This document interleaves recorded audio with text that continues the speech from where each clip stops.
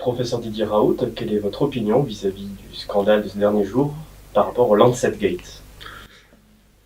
Ça dépasse bien le Lancet Gate. Lancet Gate, c'est un symptôme qui est tellement comique que finalement, on dirait les pieds nickelés font de la science. C'est pas raisonnable, quoi.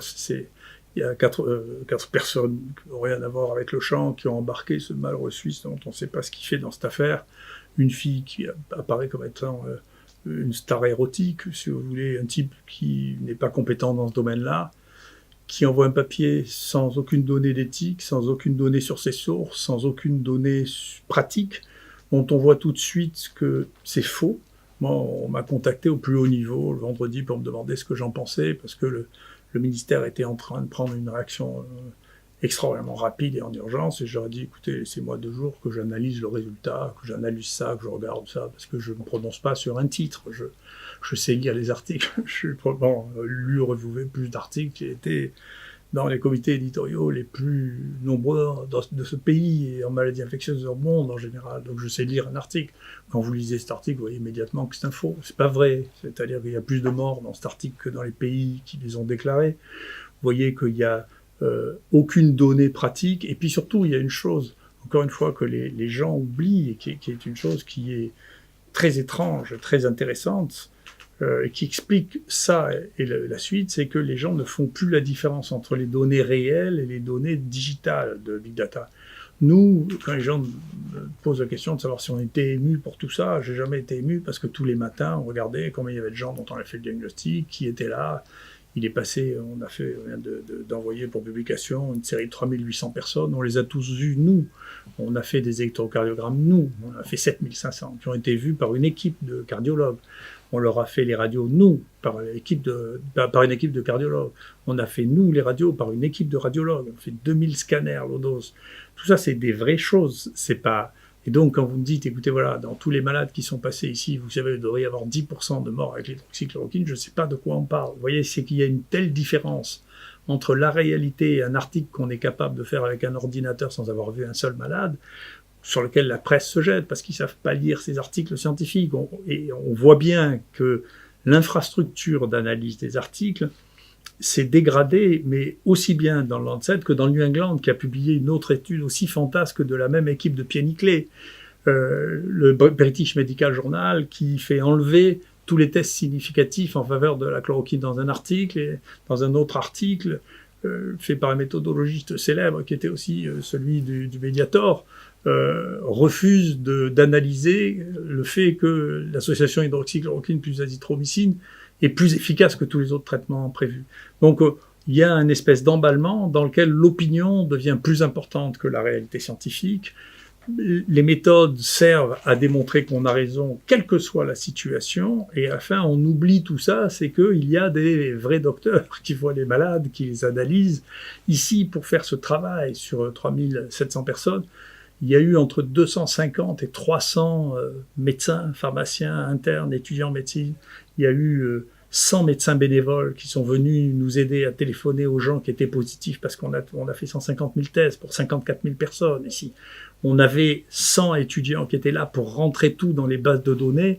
Et pour me faire croire qu'il y a 5 personnes dans un office qui arrivent à faire 20 fois plus que ce que nous, on a fait avec plus de 250 personnes, je ne crois pas, parce que je ne crois plus au conte de fées depuis très longtemps. Donc c'est juste pas vrai. Il suffit de réfléchir 2 minutes pour voir que c'est pas vrai. Et donc, il y a un vrai problème qui est, il y a une communication dont je comprends bien qui la pousse sur le Remdesivir, qui n'est pas raisonnable, qui m'apparaît être plus des jeux boursiers que de la réalité médicale. Il y a une communication sur la chloroquine qui est devenue passionnelle à un point extraordinaire, motivée par à la fois la haine de Trump et de Bolsonaro qui ont dit à mes dépens que la chloroquine était une chose très bien. Et puis il y a quelque chose qu'il faut voir, il ne faut pas inverser les choses. Il y a une haine des vraies élites. Les vraies élites, c'est nous. En réalité, donc les gens disent pourquoi les élites vous aiment pas? C'est pas les élites qui n'aiment pas, c'est eux qui n'aiment pas les élites. Moi, je suis une star des maladies infectieuses. J'ai tout eu, j'ai un cursus qui fait rêver à peu près n'importe qui, aussi bien la fonction officielle. J'étais le plus jeune président de l'Université de France, j'étais le plus jeune président médecin, le plus jeune de tous les professeurs de la classe exceptionnelle, le professeur le plus ancien dans le grade le plus élevé de tout ce pays en médecine. J'ai tout eu dans ma vie. Donc, si vous voulez, c'est moi l'élite. Mais ce pays, de temps en temps, a des crises dans lesquelles il veut décapiter son élite. Et par la Révolution, on a décapité Lavoisier. L'INSERM, en 1980, a décapité les 5 médecins les plus célèbres de France. Hamburger, qui avait inventé la greffe rénale, Dossé, qui était le seul prix Nobel en activité, Minkowski, Maté, qui avait inventé l'immunothérapie et le traitement du cancer de la vessie, parce que ils avaient dirigé leur unité pendant plus de 12 ans et que c'était pas supportable qu'on dirige une unité pendant plus de 12 ans. C'est ce pays qui est comme ça. De temps en temps, il a une crise dans laquelle il coupe les têtes de son élite la plus connue et la plus représentative. Il ne faut pas inverser les choses. C'est pas moi qui suis l'élite, n'est pas contre moi. Non, c'est les deuxièmes couteaux qui sont contre moi. C'est tout. C'est les deuxièmes couteaux qui haïssent les premiers couteaux. C'est la vie. Mais c'est banal. Vous savez, ça arrive dans beaucoup de comités éditoriaux parce que j'en connais beaucoup. C'est pas les stars qui dirigent ça. C'est les gens qui n'ont pas réussi dans le métier qui font ça. Et de temps en temps, ils ont des poussées de haine contre les stars scientifiques. Moi, j'ai entendu quelqu'un du groupe Nature nous dire, vous savez, que ce soit un prix Nobel ou un inconnu, on traite le papier de la même manière. Ce qui est une folie, la crédibilité de celui qui écrit, c'est essentiel. Sinon, il se passe, à force de dire ça, qu'on finit par éditer les pieds nickelés.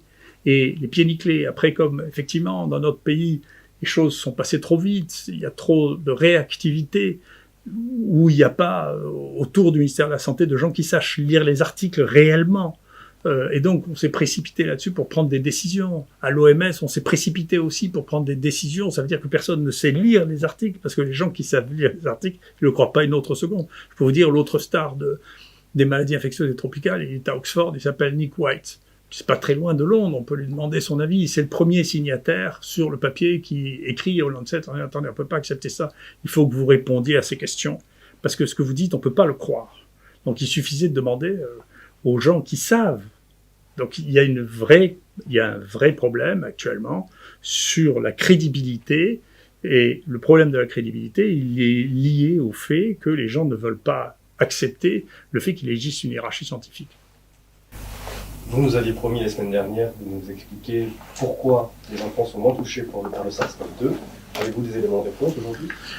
Oui, bien sûr, parce que, encore une fois, nous on travaille beaucoup, on fait énormément de choses, énormément de tests, ce qui nous permet d'avoir des données. Vous savez que ces données, je les ai transmises au fur et à mesure que je les avais au plus haut niveau.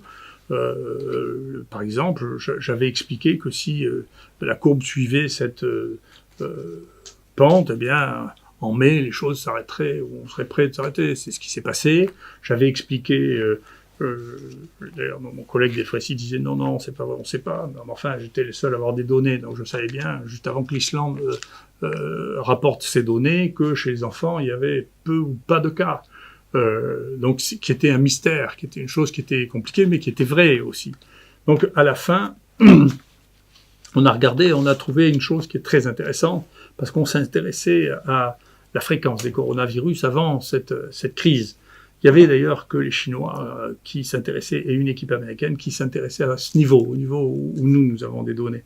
Et donc, si on regarde cette fiche, on voit que, vous voyez, ça c'est tout le nombre de cas du Covid, c'est-à-dire de ce coronavirus chinois. Et si vous regardez, ça c'est les autres coronavirus qui circulent, et vous voyez qu'ils ont une répartition qui est exactement inverse. C'est-à-dire que ce sont les enfants qui font les coronavirus épidémiques.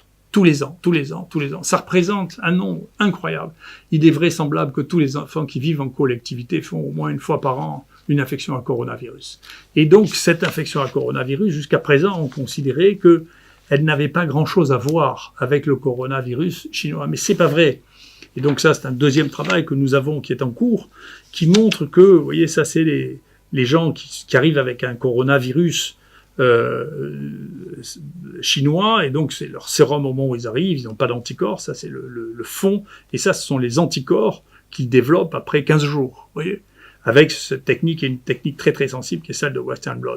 Eh bien, si vous regardez les gens qui ont eu une infection par HKU, et la même chose avec ceux qui ont eu le coronavirus 63, vous voyez qu'un nombre significatif d'entre eux ont déjà des anticorps contre le coronavirus. Et donc, ils ne peuvent pas être infectés par le coronavirus parce qu'ils ont une immunité avant toute cette épidémie. Et parmi ces sérums, il y a des sérums qui ont été prélevés avant le tout début de l'épidémie. Et ça a été trouvé par 2 autres équipes, c'est pas nous qui avons trouvé ça en premier, qui ont publié une technique ultra sensible de détection des anticorps, et les gens qui ont regardé les cellules dite mémoire pour regarder si les gens qui n'avaient jamais rencontré ce virus avaient déjà une réponse contre ça. Et il y a entre 40 et 70% de la population qui était immunisée avant que l'épidémie commence. Et donc ça, c'est une leçon. Ça veut dire on ne peut pas spéculer sur les maladies quand on ne les connaît pas. Il faut d'abord apprendre à les connaître avant de prendre des grandes décisions. Et donc il faut laisser une part d'observation. Et c'est pour ça que les sites comme le nôtre jouent un rôle important, de mon point de vue. Il faut d'abord observer les choses, et on en tire des conclusions au fur et à mesure qu'on les observe. La deuxième chose, et ceci inclut le vaccin. Comment on peut réfléchir au vaccin si on ne sait pas quelle est l'immunité naturelle d'une population à ce virus? Est-ce que, s'il se confirme que 70% de la population, en particulier tous les plus jeunes, jusqu'à, vous voyez, les gens apparaissent être immunisés jusqu'à l'âge de 20 ans, 30 ans, 35 ans, est-ce que si on développe une vaccination, est-ce qu'il va falloir cibler les gens qui ont plus que cet âge-là? Parce que chez les enfants, ils sont déjà immunisés par la circulation de ces virus. Donc il y a des questions scientifiques qui se posent en dehors de toutes ces passions, que ce soit des passions sur le métier qu'on développe, ou les passions sur le fait qu'on aime Trump, ou sur le passion sur le fait qu'on aime Macron. Tout ça est ridicule. Enfin, revenons aux choses sérieuses. La politique, c'est la politique. La science, c'est une autre chose. Il faut arrêter. Il faut dépassionner ce débat. Il faut revenir à la connaissance. Il faut accumuler de la connaissance. Nous, on est très fiers avec entre 250 et 300 personnels de soins, médecins ou pharmaciens, d'avoir accumulé des données comme ça. Il faut que le pays se serve de ça, que le monde se serve de nos données, parce que personne n'a une série de cette nature avec autant de données que nous au monde. Et il faut arrêter de transformer ça en espèce de débat violent, stupide, avec des décisions à l'emporte-pièce. Il faut redevenir raisonnable, ce qui est très difficile dans ce monde. Est-ce que vous comprenez mieux aujourd'hui pourquoi vos travaux ont été critiqués avec autant de passion ? Oui, encore une fois, vous savez, il faut pas. D'abord, il n'y a pas de science sans controverse. L'idée qu'il y a un consensus en science, c'est une fantaisie. C'est pas vrai. La science, elle est faite de controverses. C'est une chose. Et encore une fois, la haine qu'on a pu voir se développer. D'ailleurs, j'aurais souhaité, moi, que le Conseil de l'Ordre fasse un rappel à l'ordre aux confrères. Il ne faut pas insulter les confrères en public, comme ça, c'est interdit par le Conseil de l'Ordre. Le Conseil de l'Ordre devrait faire un rappel général. On ne fait pas ça, on menace pas les gens de mort, on les insulte pas sur les plateaux de télévision. Il ne faut pas faire ça, c'est pas bien. C'est interdit. Bon, théoriquement, le code de déontologie de Conseil de l'Ordre devrait faire ça. Là. Ils m'ont convoqué pour me demander si j'avais bien le droit de m'exprimer en public, ce qui est un droit réservé, permis aux universitaires depuis le Moyen-Âge. On peut revenir sur les choses qui sont constitutionnelles. Il faut garder un peu le droit. Mais en revanche, ça, d'insulter les collègues, les confrères en public, alors ça, on n'a pas le droit de le faire et il faut que le Conseil de l'Ordre y mette fin. C'est pas admissible, c'est quelque chose qu'on ne fait pas. Je comprends bien, si vous voulez, que j'ai suscité des jalousies pendant toute ma vie. Alors quand j'étais élu président d'université, les gens se demandaient quels étaient les mécanismes absolument incroyables qui faisaient que j'avais pu être président d'université si jeune. Quand je suis passé à la classe exceptionnelle, tout le monde hurlait en disant que c'était profondément anormal que je sois nommé à la classe exceptionnelle. Donc vous savez, j'ai passé ma vie à être envié, jalousé. Faut pas croire que c'est l'élite qui me critique, c'est les gens qui sont pas à mon niveau qui me critiquent, c'est ceux-là. C'est pas dans les gens qui me critiquent, vous avez qu'à regarder. Les gens n'ont pas l'expérience de ça, mais enfin il suffit de regarder ce qu'ils ont publié, le nombre de fois où ils sont cités et qui ils sont. Et puis vous verrez que c'est pas l'élite qui me critique, c'est la non-élite qui critique l'élite et c'est un problème dans ce pays. Et moi je pense que le président devrait s'en préoccuper parce que les stars s'en vont de ce pays. Les stars sont si mal vues dans ce pays, en particulier de Paris. Moi je peux vous dire, les 3 meilleurs de mon champ à Paris, qui faisaient partie des highly cited, ces choses, c'est pas moi qui manipule ça, c'est les boîtes qui ont l'habitude de faire ça, sont partis tous les 3 de Paris à l'étranger. Donc ça, c'est un problème. Donc le problème, c'est pas l'élite, le problème c'est qu'on s'est mis à détester l'élite. Et que donc il faut pas détester l'élite parce qu'elle fait beaucoup avancer les choses. Et on a fini par croire que c'était pas l'élite qui faisait avancer les choses, et c'est une erreur. Et donc il faut revenir...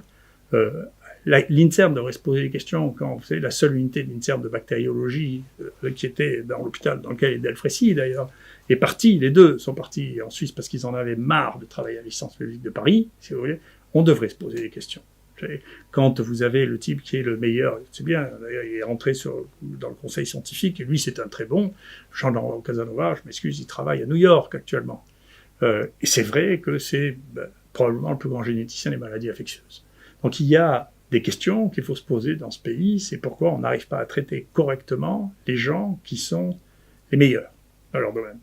d'abord, la presse ne sait même pas qui est qui, donc elle finit par croire que les gens qu'ils ont réussi à inviter sur le plateau sont du même niveau que les gens sur qui on dit du mal, ce qui n'est pas raisonnable. Donc il y a un manque de professionnalisme qu'il faudra bien corriger pour restaurer la crédibilité. Et deuxièmement, il faut se poser une question de savoir pourquoi on déteste tellement les gens qui sont la gloire de ce pays. Il faut arrêter.